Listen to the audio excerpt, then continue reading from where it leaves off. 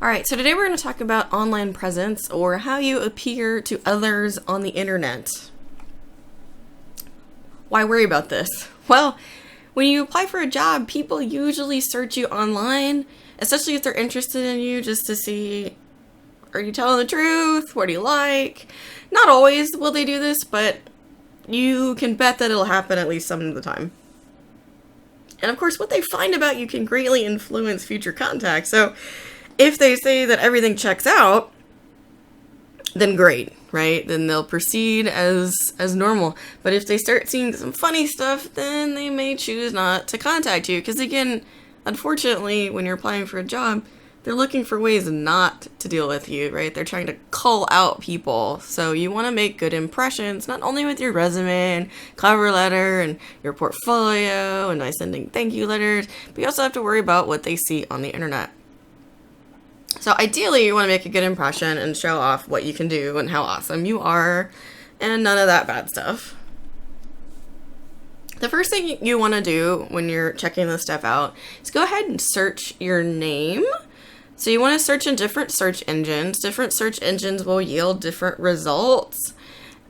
And also, something to think about too, you may get results different from other people because of what you've searched before, so it can be kind of squirrely as to the accuracy of what you're going to see that other people are going to see, but it's still a good way just to see what's out there and what comes up at all.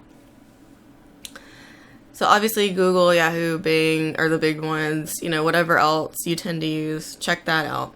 I also recommend looking up different versions of your name. So I have a fairly common name, so often I will use my middle initial when I'm signing things or putting my name on things. You may want to try it with your middle name or middle initial. Try your nickname. Sometimes if you add your location, so if I did first name, last name, location, then it'll come up, especially if you have a common name. So those are the ways that I try to find people. Also check out your usernames. So you know what usernames you've used on websites in the past. When you were angsty and 13, what was your username? Go look that up. Can you find that website? Does it come up? Right? Phone numbers. You can check your phone numbers. You can check your current address and previous addresses and see if they come up as well. Hopefully they just come up with something about the house and not something about horrible you did in that house, right? Make sure to check out not just the website links, but the videos and image results. Often you'll find a picture of yourself. Is it a good picture? Certain sites will rate certain things higher. For instance, Google will rate Google Plus and YouTube accounts higher than other things. So keep that in mind, that each search engine, again, is going to be different. So I want you to think about what social media sites do you have accounts for? And that means previous accounts as well. Are there things just stagnant on the internet? What are your privacy settings for these accounts? So you're posting things online, who can see them? Are there items a current or future employer might see that would undermine you? So is there a drunken party picture or something horrible you said to a friend as a joke but might be misinterpreted? Think about those things. Think about someone who doesn't know you at all and how that could affect how they think about you. Now, I'm not saying that you can't put whatever craziness you have going in your life on the internet. It's always a risk, but what you can do is keep a separate account for your personal stuff and a separate account for your professional stuff. Different usernames. It helps if it's different contact info. Try to keep them completely different. It's tough though, because the internet search engines are pretty smart, so they can put things together. But if you do have this dire need to put horrible things on the internet, do so under a separate username. And do keep in mind that just because you deleted it off the internet doesn't mean it's not there anymore. So if you guys remember the case with the big dating website known for people cheating on each other. You could pay to get your account taken off, but it turned out when they got all the records and they shut them down that, oh, lo and behold, they didn't do that. So they had all the records still, so they didn't actually get rid of your stuff. The thing is, files sit on servers somewhere, right? You don't know when you upload that picture, you type in that comment, that's going off into the world and it's sitting on a computer server somewhere and you'll never know where. And the other thing about computers is just because you delete something, just because you even got it out of your recycle bin and deleted it out of the recycle bin, it's actually still there until it's overwritten. So there are ways to recover stuff. Plus, on the internet, people copy things and they put it everywhere. So, and then also there's sites that archive things. So just be careful. If you're not sure that you want everybody to know about it, don't put it there. Okay, so you found something you didn't like, which is unfortunate, but what you can do is remove what you can remove. So if it's your account, get in there and get rid of it. If it's on somebody else's website, you're going to want to go in there and figure out who owns that website or who manages that website and ask them to take it down. Now, is that always going to work? No, but it can help, right? Certain websites are notorious for putting horrible things and never bringing them down, but it's worth a try. Make sure that when you do find something that you don't like, you're searching around to make sure it's not just on the one website you found it on, right? Because again, things can travel from one place to another. So check carefully.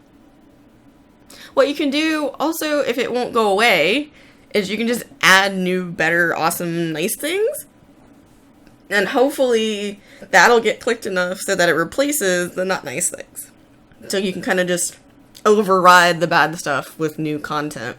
New links, new sites. Try to get a bunch of people to search you. Because again, different user accounts, especially if someone's logged into something, may get different results. So see what other people come up with. Because again, it's tailored to that user account, to that search engine, to your location. Alright. So keep that in mind. So it's good to get some other people looking. Alright, so now we want to build up something decent. Have a professional sounding email. So something like your name, your middle initial, right? Or your career area. You designer at whatever. So something professional. I think a lot of people picked their emails when they were young and they made some interesting poor choices. So evaluate your email and decide if it's something that you need to change. Now, just because you change or you get a new email doesn't mean you have to get rid of the old one. Again, you could have one for business, one for personal stuff. You can also have one send your messages to the other one in the account settings. And sometimes you can even choose which one you send out messages from. So you could choose the different accounts to send from. And I think that that's good because that way you don't have to check multiple emails. I think a lot of people end up with 2 emails, especially when they become a student and they don't like to check them because it's obnoxious to check 2 emails sometimes. So have one send to the other. It's good to check your email every day, especially when job hunting. That way you're not missing anything. I know you probably signed up and get ads and stuff, but you just check it every day because you never know if someone's contacting you, and then you don't want it to get buried deep down in your email. The other thing is, hopefully you're subscribed to newsletters and things about your industry, and so you're keeping up with those daily events. You want people to be able to contact you for professional opportunities, so make sure in your user profiles on all your social media that you have contact info.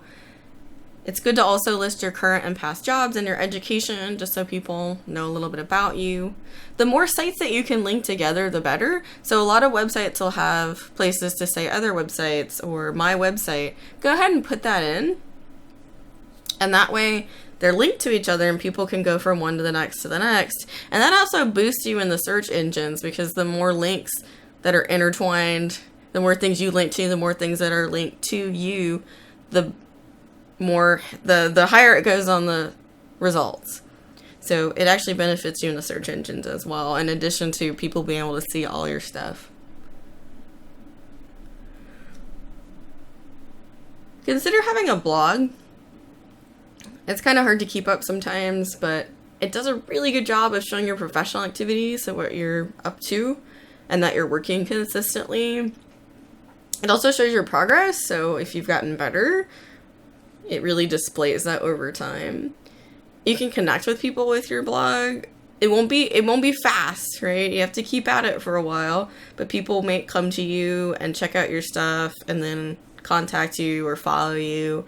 Eventually, if you do it for long enough and you have really interesting stuff, or you start doing interesting stuff career-wise, people may start following you and you'll build up a network. I mean, there are people, housewives who started cooking and then posting detailed blogs and now have recipe books and thousands of followers on their blog. So it is possible, although, fame is always fickle, so don't count on that. But it's also just good for you to have a record as well, and you can show people things, and even just keeping friends and family updated. And a great way to do that is to link your blog posts to automatically post onto other sites. So you post on your blog and then it sends like a snippet or a link to Twitter and Facebook and wherever else you want to send it to. And that way everyone will come back to your blog to see your stuff. Keeps everyone in the know about what you're doing.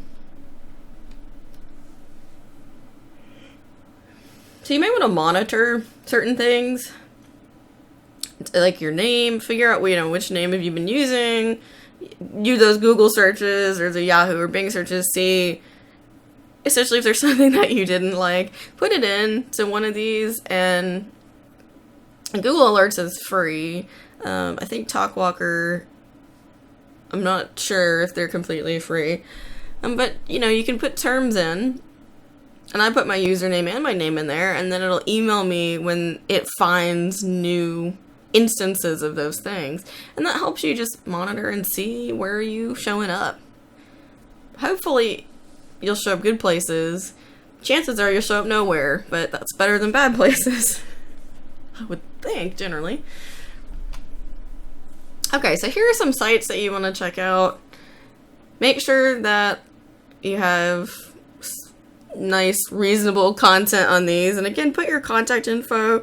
And if you're still active on them, consider linking them to your other active sites and eventually your website. Make sure that the things on there are things that you feel comfortable with an employer reading. And again, you have to be you and you have to live your life, but you have to also consider that the internet is a public space. And I think a lot of people don't see it that way because we interact with the internet privately often. And so we feel free to act without the social constraints that we experience when we're physically around other people. But the fact is that the internet is a social space and there are other people looking at it. So even if they're not physically in the room with you, they can have a really big impression from what they find there.